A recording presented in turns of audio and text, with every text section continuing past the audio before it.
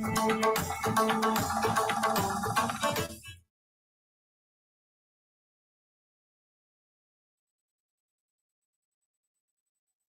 evening, ladies and gentlemen. Jai Hind.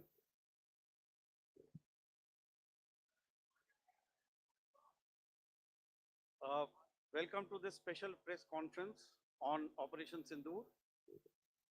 We will begin with opening statements by the three senior officers to my right here, who have been directly overseeing operations during Operation Sindoor. We have Lieutenant General Rajiv Ghai, Director General Military Operations, who will cover the aspects related to land domain. Air Marshal A.K. Bharti, to his right, Director General Air Operations, will provide insights on the air domain. And to my right is Vice Admiral A.N. Pramod, Director General Naval Operations, who will cover aspects on maritime domain. Following their briefings, we will move on to the question answer session.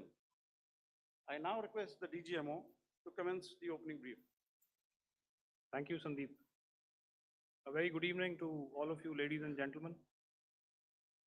You are all by now familiar with the brutality and the dastardly manner in which 26 innocent lives were prematurely terminated at Pahalgam on the 22nd of April.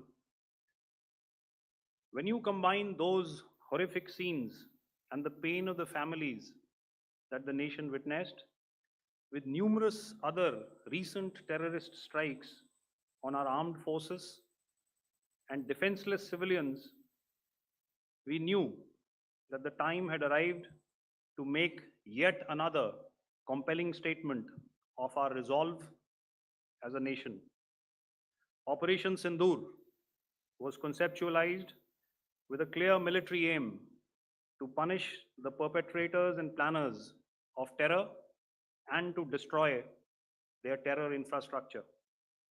What I do not state here, of course, is the often stated determination of India and its intolerance to terror. It set into motion a very diligent and microscopic scarring of the terror landscape across the borders and the identification of terror camps and training sites. The locations that emerged were numerous, but as we deliberated more, we realized that some of these terror hubs were now bereft of any presence and had preemptively been vacated, fearing retribution from us. There was also a term of reference and our own binding, self-imposed restriction to target only terrorists and thus prevent collateral damage. There were 9 camps that you are now all familiar with, which were confirmed by our various intelligence agencies to be inhabited. Some of these were in POJK, while there were others that were located in the Punjab province in Pakistan. Nefarious places such as Muridke, the hub center of the Lashkar-e-Taiba, has over the years bred infamous characters such as Ajmal Kasab and the likes of David Headley. What followed was a careful scrutiny of each of these sinister locations, their layout, configuration, even the type of construction in each structure, and the terrain obtained around these. This was with an obvious intent to deduce and identify the exact vector that was required for their neutralization, as also the eyes in the sky that we would send up to ensure that we brought back evidence that we had indeed targeted what we set out to. The precise images of these engagements on that fateful and historical night have already been showcased during the first press statement on the 7th of May that was helmed by our Foreign Secretary. I have no doubt in my mind that we achieved total surprise, and those strikes across those 9 terror hubs left more than 100 terrorists killed, including high-value targets such as Yusuf Azhar, Abdul Malik Rauf, and Mudassir Ahmed that were involved in the hijack of IC-814 and the Pulwama blast. The line of control was also violated soon after by Pakistan, and the erratic and rattled response of our enemy was apparent from the number of civilians, inhabited villages, and religious sites such as Gurudwaras that were unfortunately hit by them, leading to a sad loss of lives. The Indian Air Force played a major part in these strikes by engaging some of these camps, and the Indian Navy provided wherewithal in terms of precision munitions. The Indian Air Force obviously had their assets up in the sky, and I will here request Air Marshal Bharti, the Director General of Air Operations, to detail for you the methodology that the men in blue adopted to successfully manifest this mission. Thank you, Rajiv. A very good evening, ladies and gentlemen. It indeed is a difficult time that we have to come here like this and brief you. We could have done without this, but we had no choice. As the DGMO has detailed, the event was precipitated by the dastardly act at Pahalgam. The sequence of events have already been detailed. We carefully selected the targets, and out of the 9 selected targets, the target systems that were given to the Indian Air Force were the notorious training camps at Bhavalpur and Muridke, these being further from the international boundary. Through critical target system analysis, we analyzed what was to be done to annihilate these targets and plan to engage these targets with precision air-to-surface guided munitions so as to avoid collateral damage. The modalities of planning process I will not go through at this instant. However, what I would like to show you is the results that we achieved through our targeted airstrikes. Could I have the second slide, please?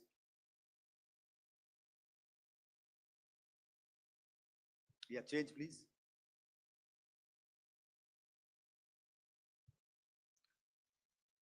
Okay. This is what the terror infra at Muridke looks like.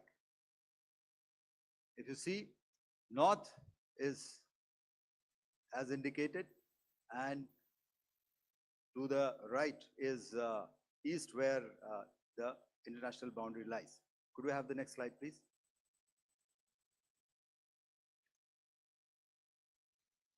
Orientating. Just go back one slide. Okay. Please have a look at this red building, the series of buildings out here, and this empty ground. Next. If you relate, the empty ground is here, and you see this is the first weapon that is impacting. This is the impact point number 1 on Muridke training camp with our precision guided weapon on early morning 7. Next, please. Keep your eyes glued for the second weapon coming in and the second impact on the selected target point. Next slide, please.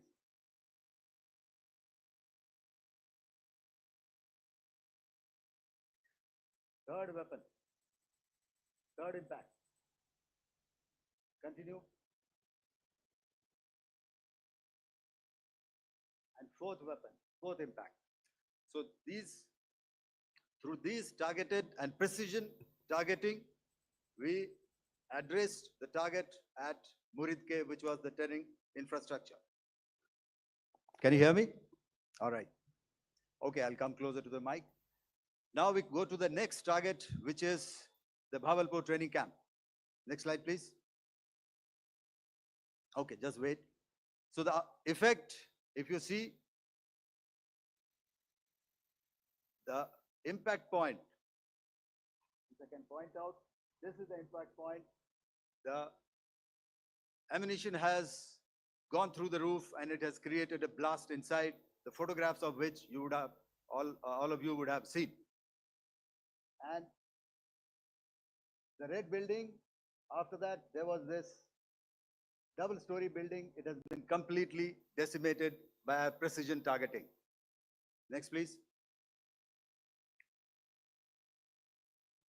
The target system, which was in the north, a series of buildings. I'll show you how it looked. Next.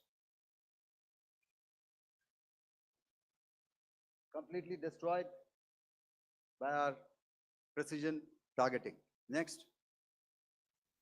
Now coming to Bhavalpur, this is the target complex that we are dealing with, a fairly large target complex. So we had to carefully choose the points that we needed to address, which were high value and which would meet our stated objectives of eliminating the terrorists. I would like to draw your attention to this red canopy, and in relation to that, I would cover the targets. One target system is a series of buildings here, other one here, and other one out here. Next slide, please. This is how it looked before, and this is how the building looked after the impact of the weapon. And orientation in relation to this red canopy, you can see here. Next, please. Before, next, and after. The roofs have completely collapsed. Next. This is the target system. Next. Precision targeting, and we have achieved our objectives here. Next. All right, so that was what we did on the 7th. Our objective was to address these two terrorist camps, and that we did with precision. And thereafter, we maintained a robust air defense posture, because remember, our objective was to target the terrorists and terrorist infrastructure, not any other infrastructure, not the Pakistani military, not the Pakistani any other infrastructure. So that is what we have maintained on the 7th of May. However, what we saw in the evening of 7th of May, we were saturated with a raid of Pakistani unmanned aerial vehicles and small drones.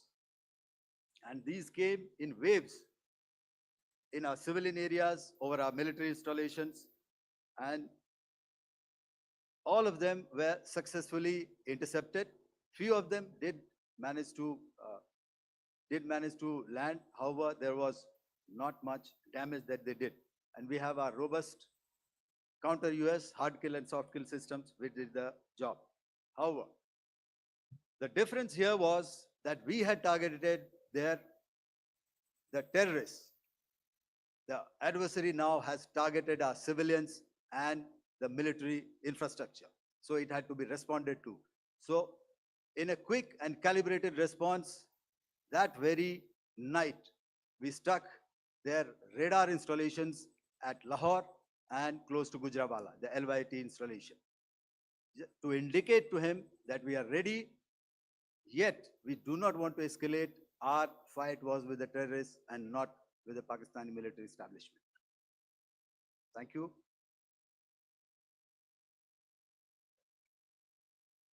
Thank you, Air Marshal Bharti.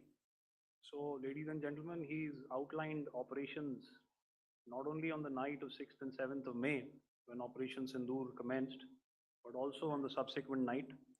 Being well aware and familiar with the congenital and impulsive nature of our adversary, and even though we did attempt to reach out and communicate our compulsions to strike at the heart of terror to my counterpart in the immediate wake of Operation Sindoor, the request was brusquely turned down, with an intimation that a severe response was inevitable and in the offing. We were, of course, prepared. Operations on the 7th and the 8th, Air Marshal Bharti spoken about. On the night of 8th and 9th of May, they flew drones and aircrafts into our airspace all across the borders and made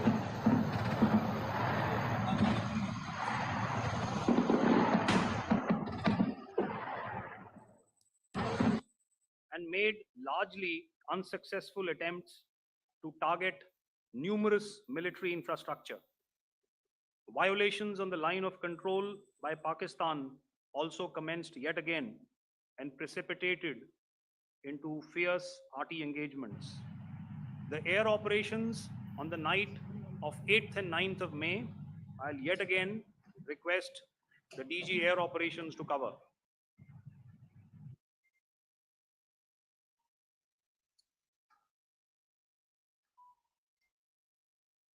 So I just covered what happened on the night of 7th and 8th.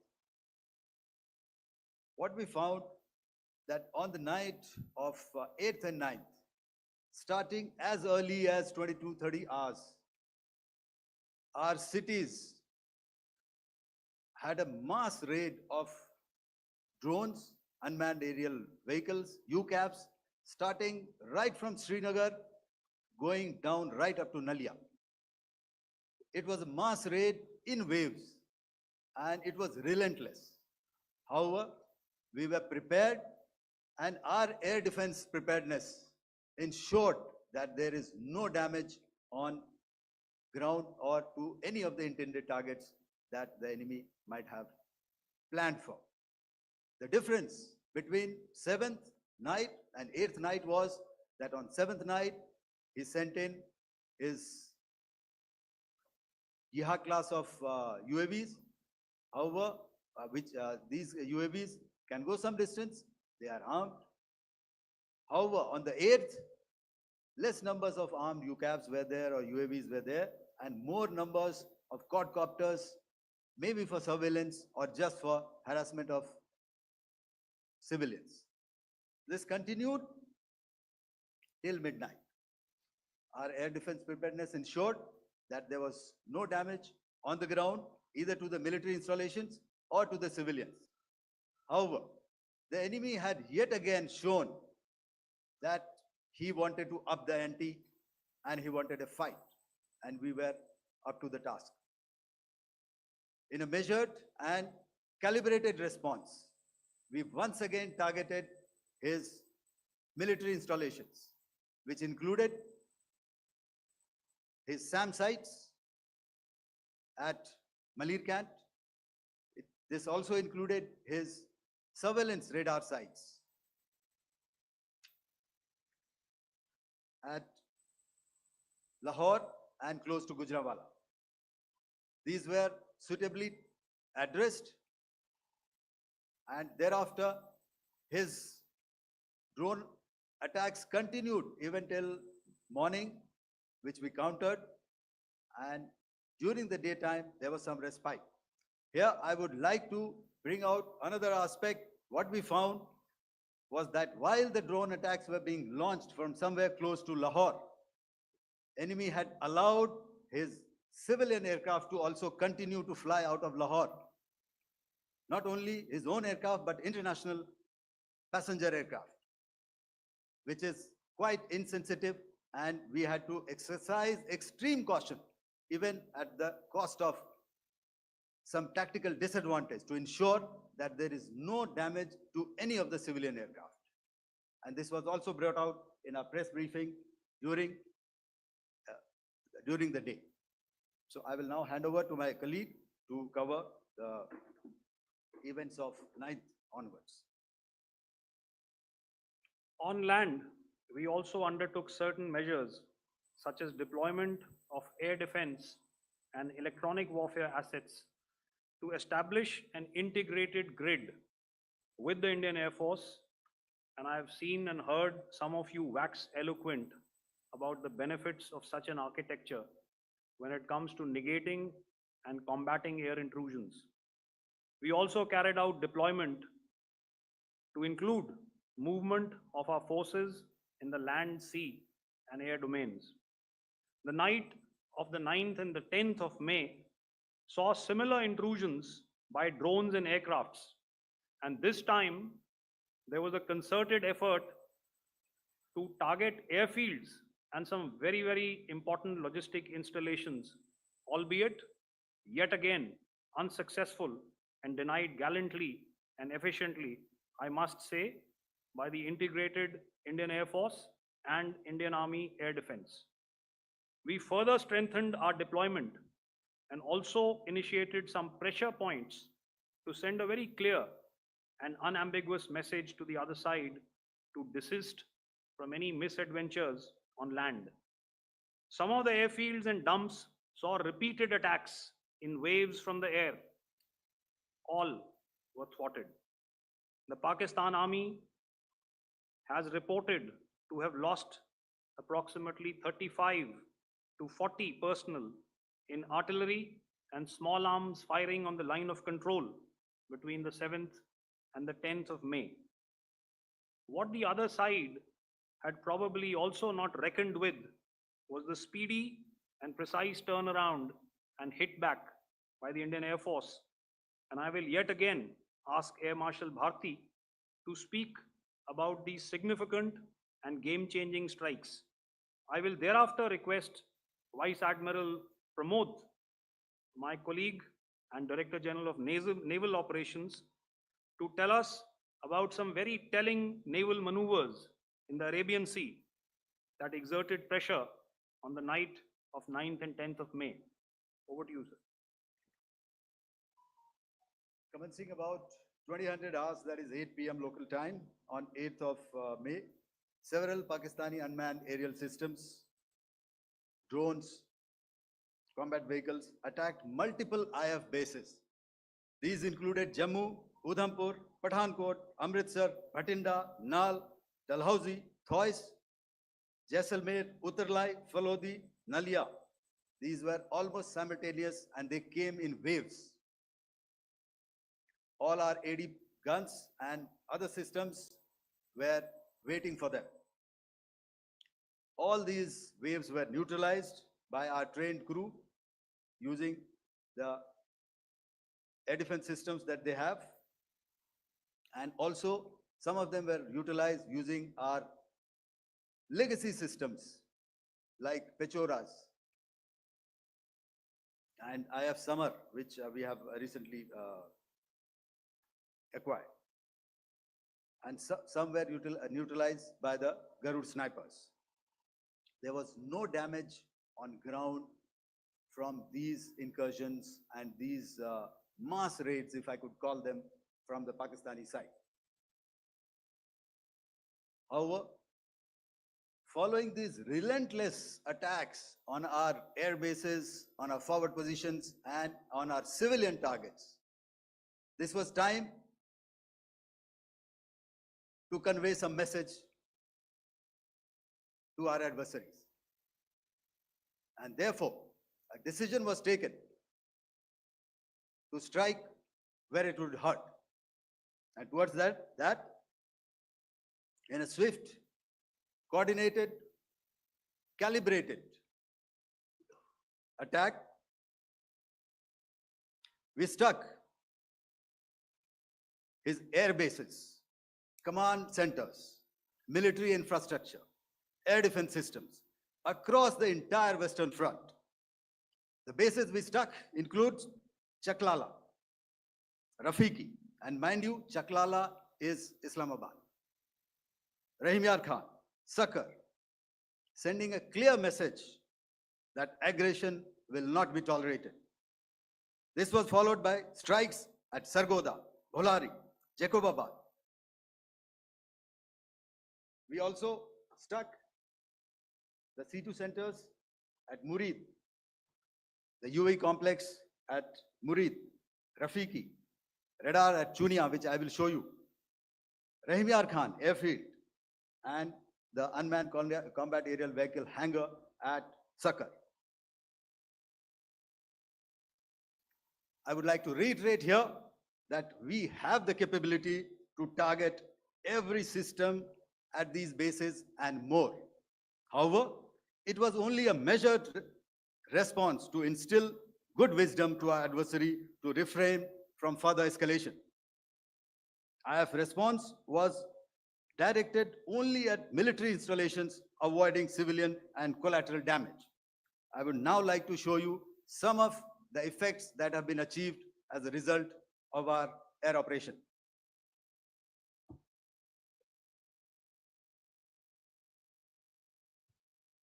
Here is the Pasroor air defense system, if you could see. Zoomed up view. This is the radar mounted on a high tower. And after the strike,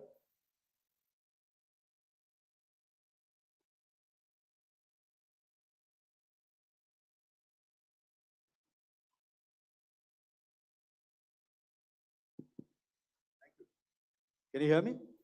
Yeah, thank you. And after the strike, this is what has happened. This radar has been taken out, completely burnt. Next slide, please. The Chunia air defense radar, which was taken out on 7th and 8th. This is the radar site. A blown up photograph, once again, on a tower. Not very clear, but what you see very clearly is the after effect after we have stuck. The radar head has been completely decapitated. Next slide, please. Arifwala air defense radar.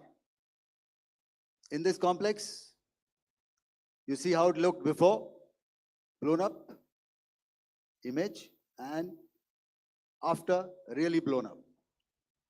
Next. Now coming to Sargoda airfield. Remember, this is one of their important airfields wherein they have a lot of assets, F-16s, other assets which they keep getting, training institutes. And we have stuck this airfield. It is not, if you zoom in here, then one impact point here on the runway and second impact point of our weapon, precision weapon on the runway. And if you see this blown up, repairing going on. Same here. Next. Rahim Khan. This is the area we have stuck. A deep strike out here and one complex here. So this is how it looked before, and same. You see a big crater, another crater here, and this complex after strike neutralized.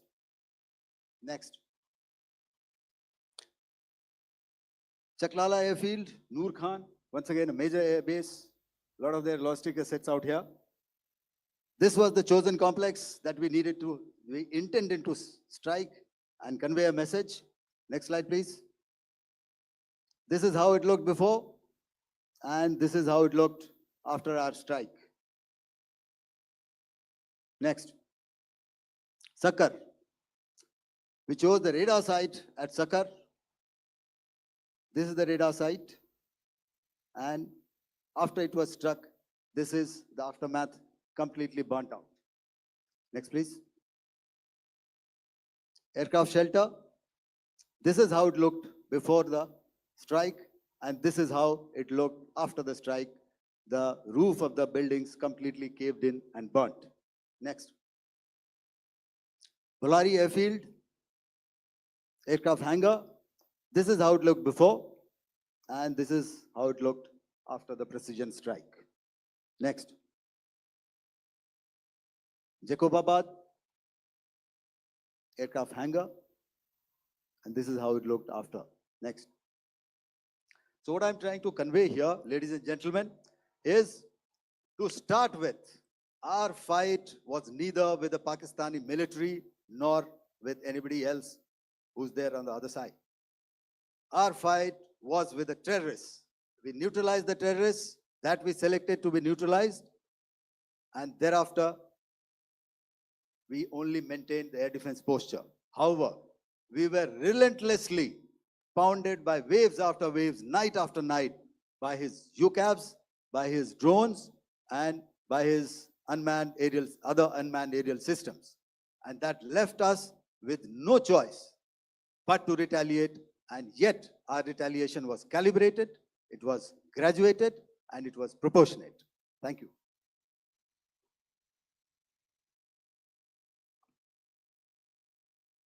Good evening, ladies and gentlemen. In the aftermath of the cowardly attacks on innocent tourists at Pahalgam in Jammu and Kashmir by Pakistani-sponsored terrorists on 22nd April, the Indian Navy's Carrier Battle Group, surface forces, submarines, and aviation assets were immediately deployed at sea with full combat readiness in concert with the Joint Operation Plan of the Indian Defence Forces. You may be aware that we tested and refined tactics and procedures at sea during multiple weapon firings in the Arabian Sea within 96 hours of the terrorist attack.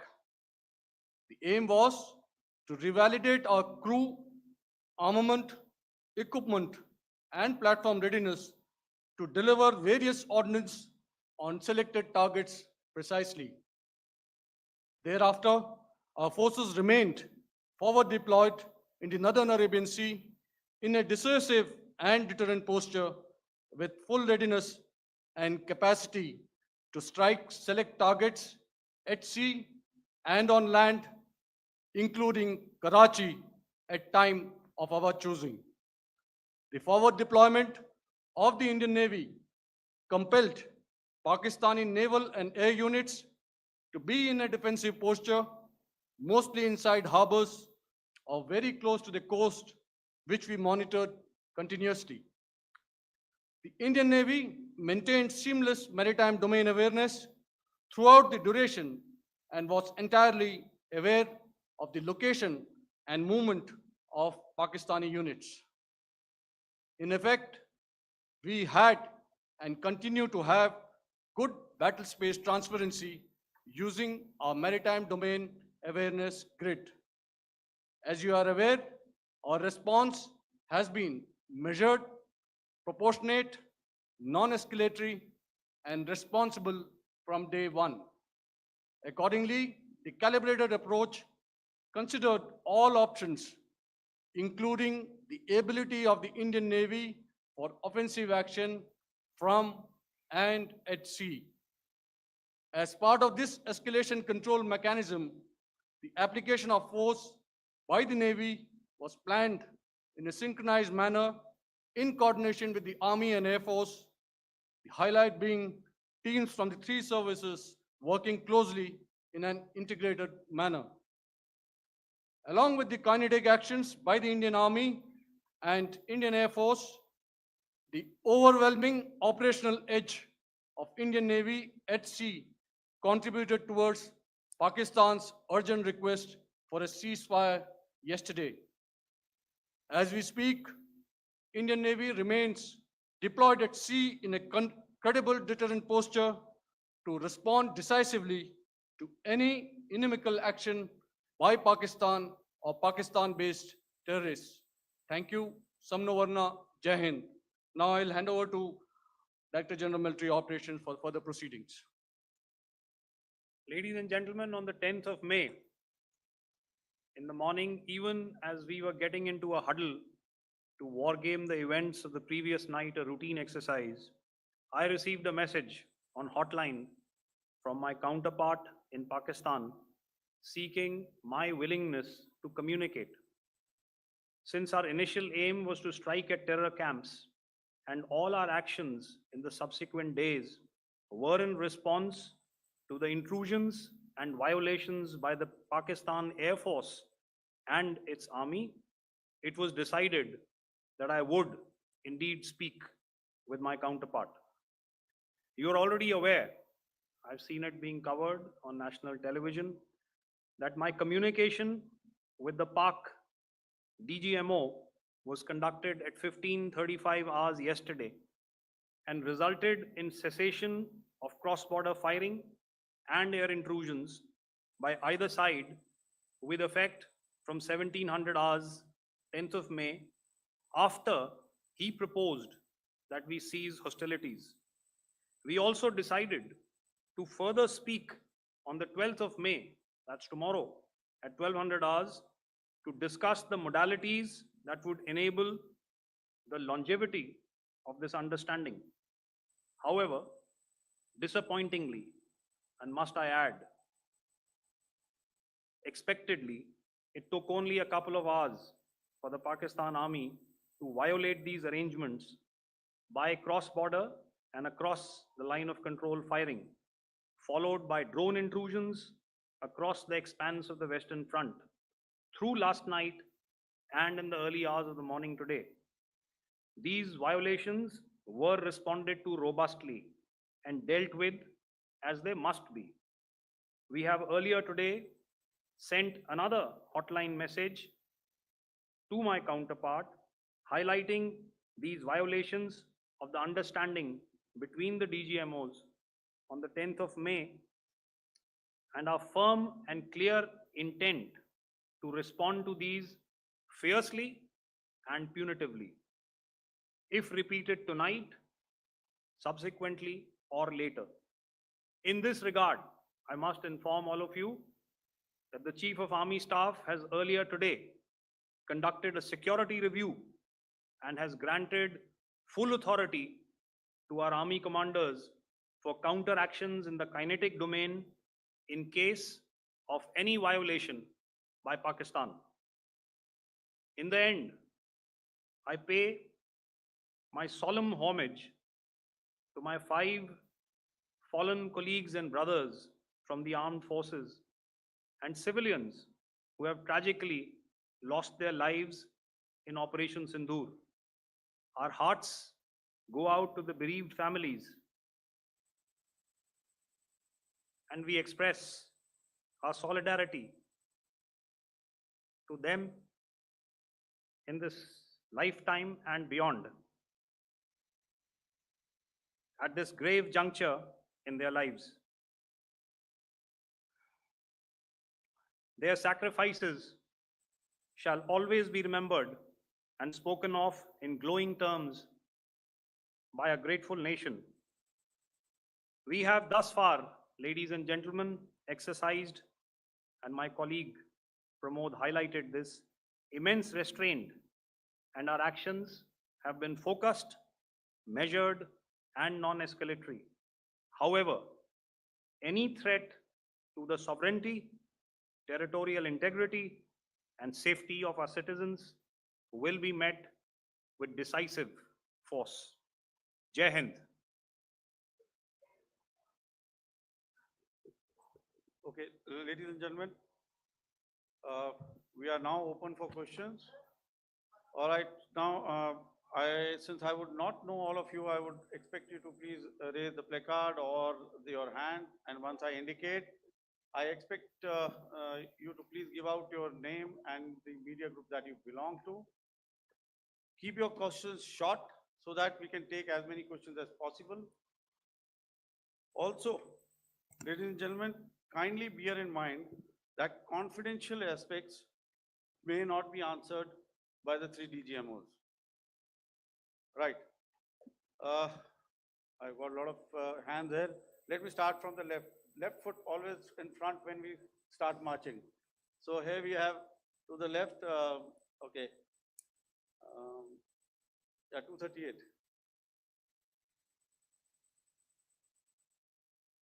Hello. So this is Manas Pratimhuyan from PTI, Press Trust of India. So the understanding that was reached yesterday on stopping the military operations and actions, was it for just 3 days?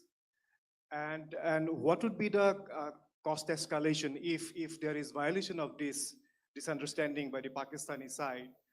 And my subsequent question would be that we have a kind of ceasefire agreement with Pakistan that was finalized in 2003.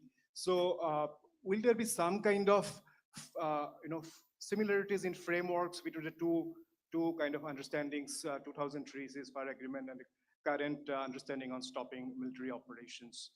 And again, what are the cost that will be incurring on Pakistan if Pakistan again resorts to this kind of terrorist activities, because we have made it very clear that the cost will be very high. So I would like to have your thoughts on it. Okay, so I'll answer the latter part of the question first. I also want to add that while the initial ceasefire agreement, as you correctly pointed out, is of the 2003 vintage, but I must remind you that in 2021, in the month of February, and this was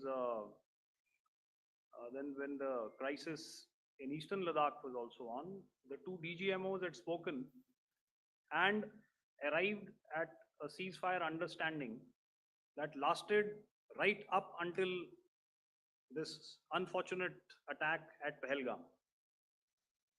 Once our Foreign Secretary had announced the decisions of the CCS in the immediate wake of that attack, he had announced certain measures. And then, of course, Pakistan had in turn made its own announcements. Since then, there have been certain violations of this ceasefire understanding.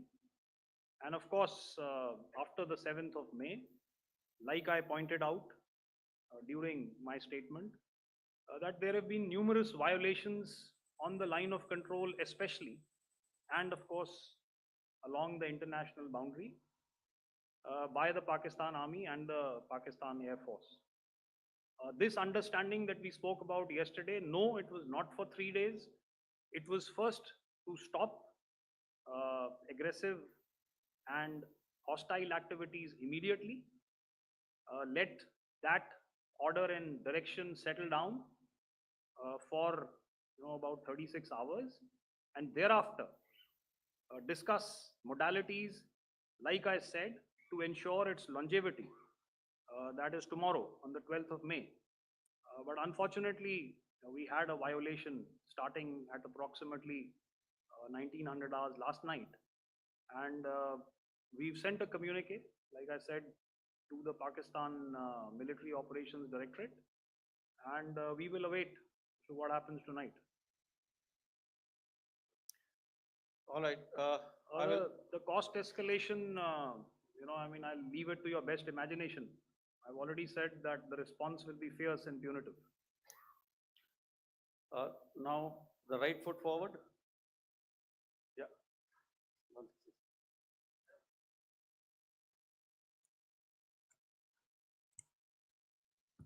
Sir, I'm Ajit Dubey from ANI, sir.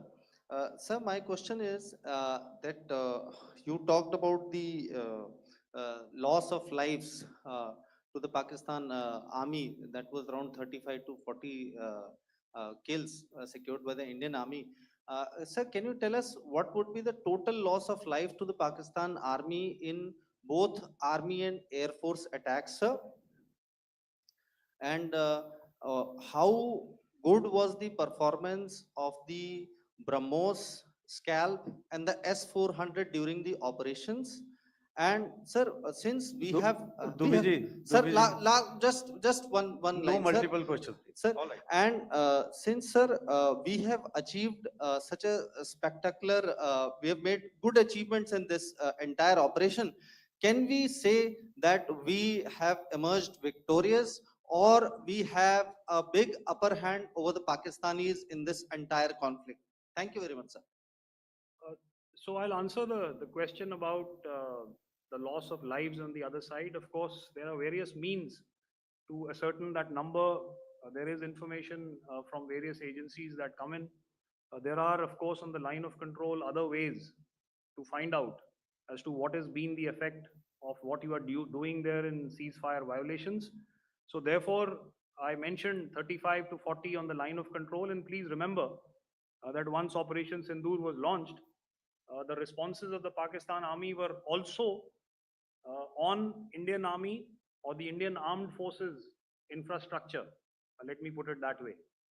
So that's why I did not cover casualties of the Pakistan Army, at least in the initial phases of battle, because those were not our targets. Our targets were terror oriented. And of course, later, once they launched air intrusions and air operations on our infrastructure, we've used heavier weapons, and of course, there would have been casualties, but those are still being assessed. The effects of the weapons that you mentioned, I will request Air Marshal Bharti to apprise all of you about those. Good evening, Mr. Chief. How are you? Ajit, okay, the meeting sometime. I never mentioned about any of the weapons that we use. Check. Okay. What I was saying that I never mentioned of any of the weapons, the caliber that we used. All right. So we leave it at that. Those are matters of operational details which I would not like to go into. But suffice to say that whatever methods and whatever means we have chosen, it had the desired effects on the enemy targets. How many casualties? How many injuries? Well, to start with, our aim was not to inflict casualties, but in case there have been, it is for them to count. Our job is to hit the target, not to count the body bags.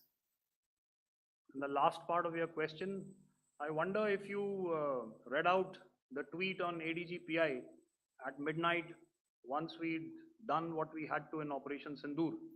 And that's credit to my friend here on the left. Justice has been served, Ajit. That is all that I will say. Ajit, I'll request you to, refrain putting words into his mouth. All right. Yeah, I'll come back to the left. 147.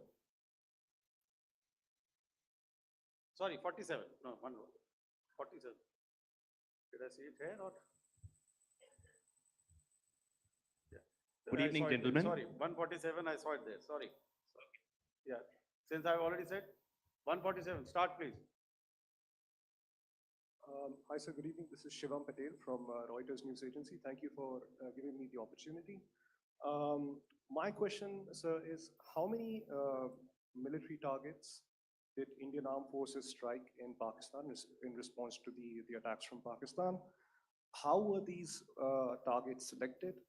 And how many troop casualties have been there in total on both sides, if you give details? Thank you.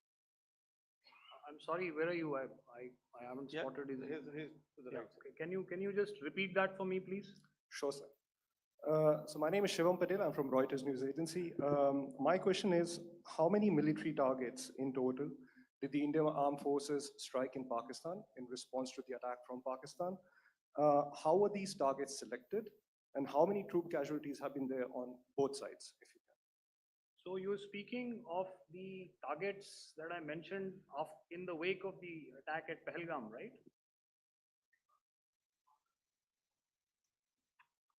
Yeah, I think it's amply clear to everybody here that the Pakistan Army has not crossed the international boundary, neither in the plain sector nor on the line of control. So the intrusions have been in the air. There have been certain attempts on the line of control when ceasefire violations have been on to try and infiltrate and carry out and perpetrate activities that we are all very well familiar with. Whether these are by terrorists or by the Pakistan Army or its special forces and commandos is difficult to say, but each of these have been effectively thwarted. So therefore, as far as engagements of military targets on the other side is concerned, I thought Air Marshal Bharti covered those very well and in detail. And he also mentioned as to how they went about targeting those. I think those images were very clear and very, very graphic in telling us as to what we needed to hit. And you'll remember right at the outset, I said that we even went into what was the construction in each of these locations, and therefore decided on the vector that had to be utilized. Please. Okay, if I could add to what the DGMO has said, I have already detailed the targets. Now, whether it is X numbers or Y numbers is that is immaterial. And what damage have we inflicted? You have seen. What are the casualties on the other side? As I said, that is for them to count. As far as we are concerned, from the air defense side, if they had a choice, they would have definitely come in. They are fighters, there are more numbers of UCAVs. It is not that they did not intend to come in. It is only that our robust AD posture prevented them from coming in. So that must be known, and that must be realized by all the audience here. Yeah, I'll come to the left now, 24.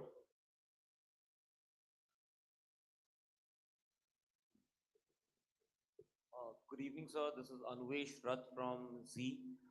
Sir, I wanted to know on the first briefing, which was done by FS and two representatives from Air Force and Army, you showed a list where there was 21 places in that list.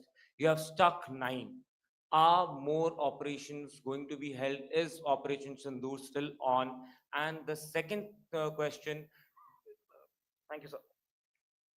Thank you so much. And also, I want to congratulate all three of you for a fantastic operation that you guys have done. Thank you so much. Thank you so much for that one question. Yeah. Sir, the big question.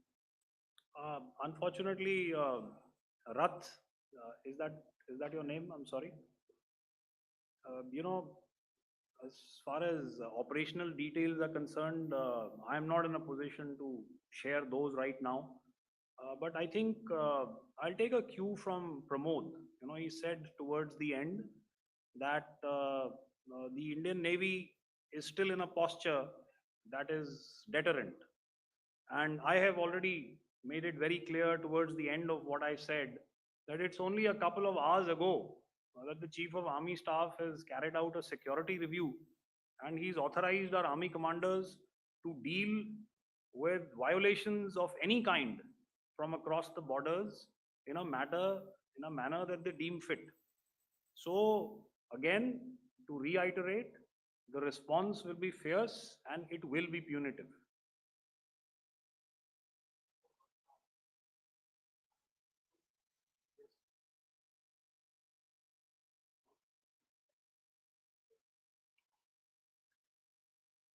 I'll go back this side now. Yeah, 255. She said middle wale kya karenge? So 255. Oh, sorry. Good evening, sir. Yeah, 255. I'm Shailesh from National Defense. Please allow me, first of all, to pay my gratitude for protecting us Indians. Thank you very much. Sir, since the enemy has been talking about taking down our aerial platforms, it would be deemed fit in case we can reveal that we have taken down their fighter jets. What could be the number? Though you said that they may be not good to reveal the platforms, but since this has come from various quarters in Pakistan, so I believe that we need to answer, in case if you can, sir, if you may allow. The question is for me? Yes, sir. Okay, and if I get it right, you want to know how many of their planes we have downed? Yes, sir. Yes, sir. All right. See, as I said, their planes were prevented from coming inside our border. All right. So we do not have the wreckage with us, but definitely we have downed a few planes. Numbers, we would not like to hazard a guess out here. Okay. I have the numbers, and we are getting into the technical details of it to establish it.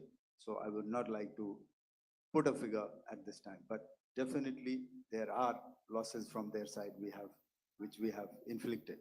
Were they, Please don't ask. were they fourth generation plus, sir? No, See, sir, you're putting words into my mouth. Why do Sir, you say fourth generation? Let us make it high tech. Thank you so much, sir. all Thank right. Yeah, 163.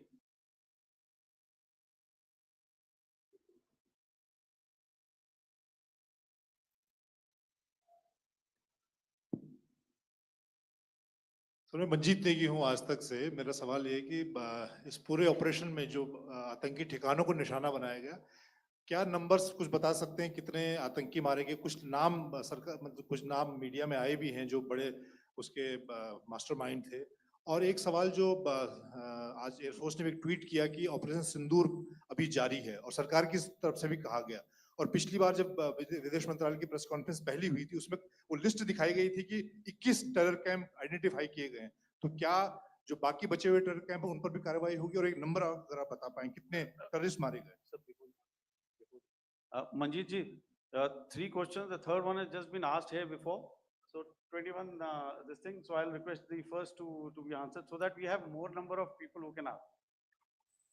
Manjeet, जब मैंने statement दिया तो मैंने शुरू में ही कहा कि जैसे ही ऑपरेशन सिंदूर कॉन्सेप्चुअलाइज हुआ तो हमारा जो पीछे की कार्रवाई होती है स्पेड वर्क और टारगेट्स को आइडेंटिफाई और एनालाइज करने की कार्रवाई शुरू हो गई थी। मैंने जब स्टेटमेंट दिया तो मैंने बताया कि बहुत सारे थे, हमने 21 दिखाए होंगे और भी हैं, लेकिन वो लिस्ट फिल्टर करते करते 21 तक पहुंची। अब क्या आगे एंगेज किए जाएंगे? अगर जरूरत पड़ेगी तो जरूर एंगेज किए जाएंगे, लेकिन मैंने बताया कि इस समय जो इंट एजेंसीज ने हमें बताया कि फलाने कैंप में प्रेजेंस है, हमने उनको एंगेज किया। कुछ नाम मैंने लिए, कुछ नाम अभी पुख्ता किए जा रहे हैं। मैंने आपको बताया कि जो इंट एजेंसीज ने अभी तक असेसमेंट किया है उसमें उन्होंने कहा है कि तकरीबन 100 से ज़्यादा मारे गए हैं।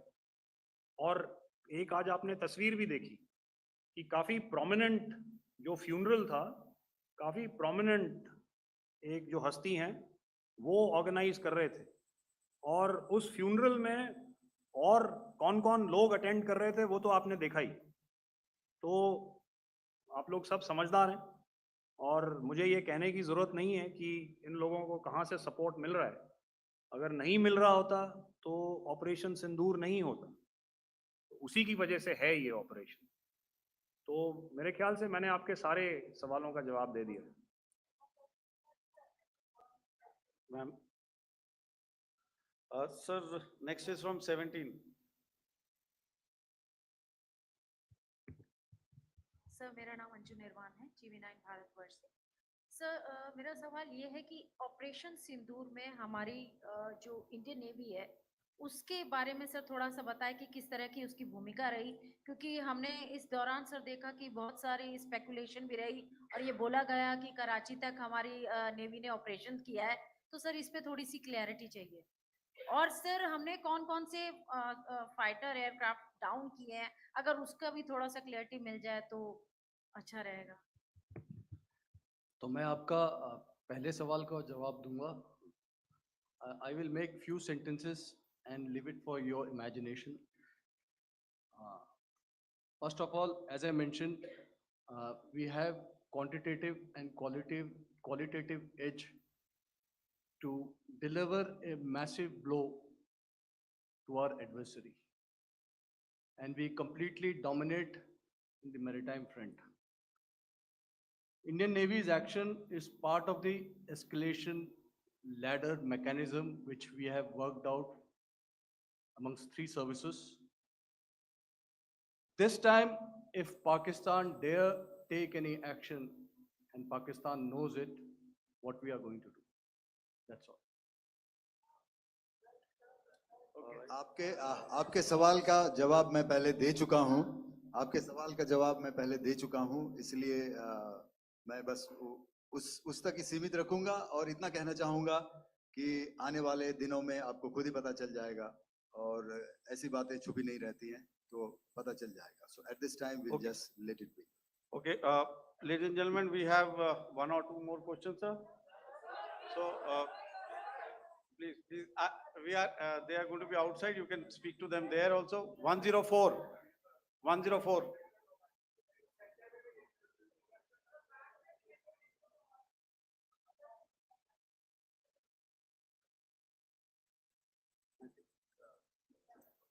Yeah, ask. Sir, Dinakar with the Hindu newspaper. Are Sir, you surprised that you got this question? No, sir. Just look. Sir, can you give a number of assets we lost, because there's been a lot of speculation going on, international media writing a lot of things about our platforms, including Rafales. I mean, Pakistan claiming that Rafale has been downed, etc. Can you put that questions to rest and clarify on that?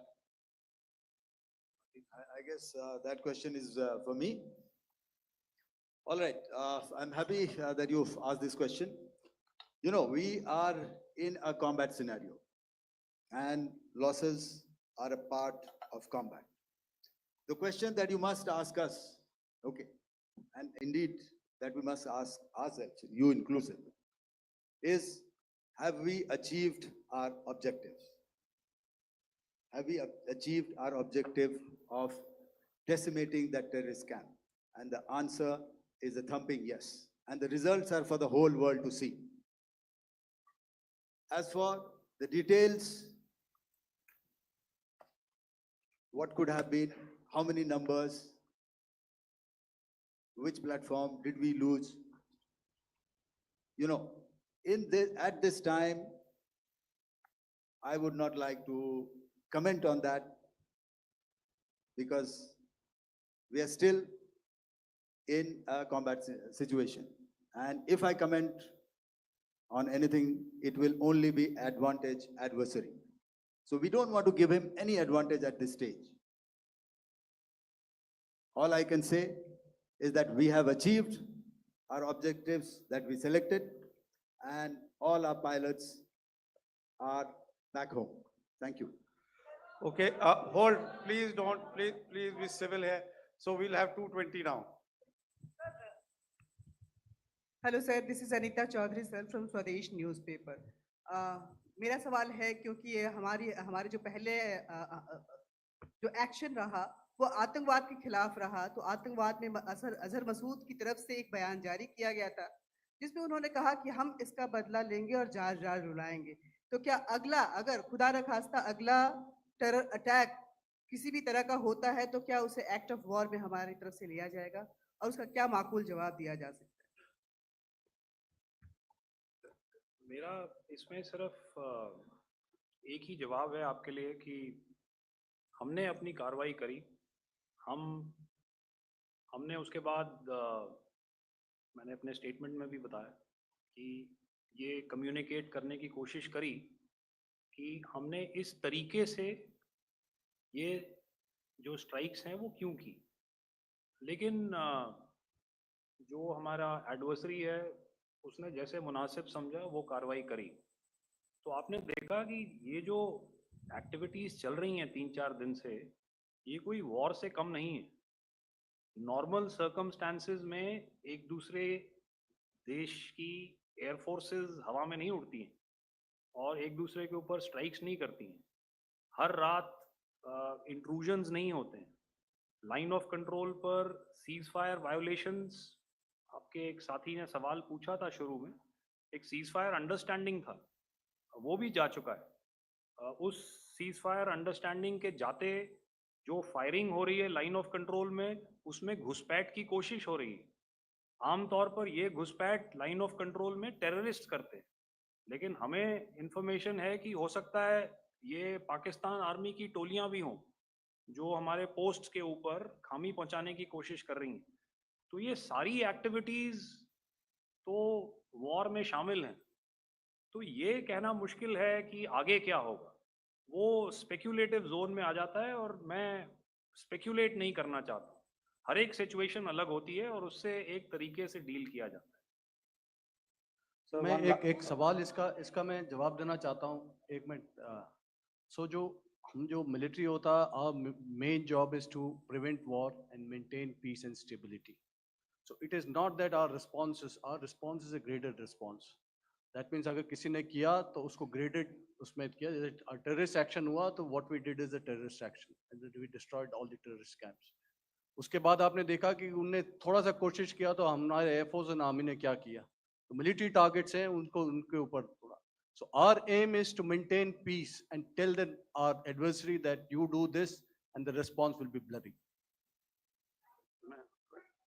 Okay, now as per the, please, we'll have 166 and 25, and after that, no more, please. Sir, this side. Ladies Excuse and me, gentlemen, please Sir. maintain, Sir, I'll this side, request you to sir. please be quiet. Jal Ghai, No, this side, sir. we have only two Sir, questions left, 166. Yeah, please start. So Rahul. I'm Rahul Singh from Hindustan Times, sir. So you were totally on top of the game in the kind of losses you've inflicted on the enemy. I think we saw the slides and everything. So it kind of comes across that you were batting it 99 and you decided to declare your innings. What are your thoughts on that, sir? And do you think, are you weighing the option of the Pakistan army using this time, buying this time of the so-called ceasefire, or the understanding? And you talked about how they could not be trusted. So buying time to kind of build up their war reserves, getting stuff from their friends like Turkey or China, are we considering that possibility, sir? Look, see, the call came from the Pakistani side to speak about cessation of hostilities. What pauses mean during such conflicts is known to everybody. You know, I don't want to go into the pros and cons of how preparation for war is made. You know, that is a process in itself. But I think my senior colleague here, the DG Air Operations, spoke, or he alluded at least, you know, to what this operation was precisely and specifically meant for. And I think that's something that we achieved, you know, right at the outset. Had we had the option not to go further, we probably wouldn't have. But we've been compelled to be in this situation.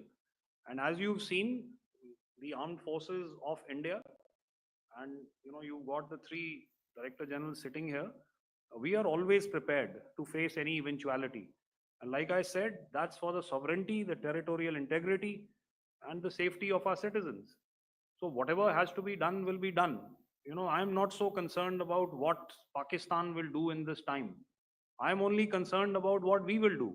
We have a roadmap and a plan, and we will follow it diligently, and we will follow it to the T. You know, that's the contention that I want to make here today. Ma'am, please. Okay, the last question, and ma'am, 25, she has been she's been asking since Sir. the first one. Sir, I'm Nandita. Sir, She's not asking a question. Sir, I'm Nandita Dagar, DAGAR from DD News and DD India.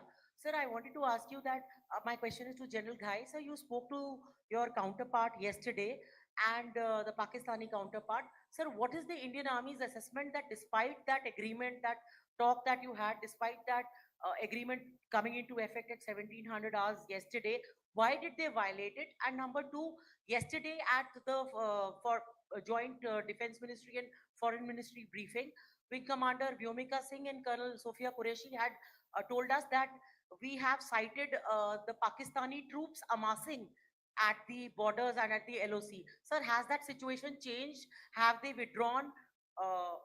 And sir, if in case, despite now there is a lull, of course, but if tonight again, if the enemy again carries out shelling and aerial intrusions through drones, what is going to be our response?